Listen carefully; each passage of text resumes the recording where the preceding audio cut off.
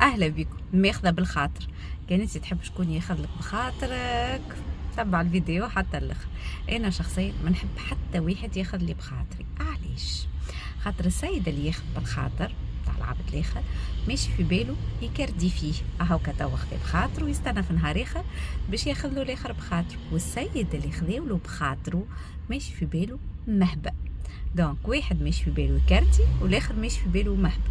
وين تصير المشكلة؟ وقت السيد اللي كردي يقرر في يوم من الأيام باش يلم فلوسه من السوق ويبدأ يدور من واحد لواحد يستحق الحاجة، والعباد يقولوا له لا ما نجمش ولا عندي حكاية أخرى. يبدأ هو يحس بالخنقة ويحس بالفدة ويحس بخيبة الأمل ويحس اللي العباد خايبين ويحس الإحساس هذاك الكل يبدأ يتكدس حتى العبد هذاك يقرر باش يولي إنسان ما يمدش إيده ما يرحمش ما يعاونش. وبرشا تعرفوا في حياتكم اللي نهار طولو يقول لك وينه ونعطي وينه ما نحسبش وينه وقت اللي نستحق ما نلقى حد.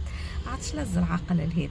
كل واحد يشد اموره، اللي باش يعمل حاجه يعملها من قلب كبير ويستنى ثواب من عند ربي، واللي باش يعمل كارني نتاع كريدي مش لازم. ما نحب انا حتى واحد ياخذ بخاطري. شرعكم زين.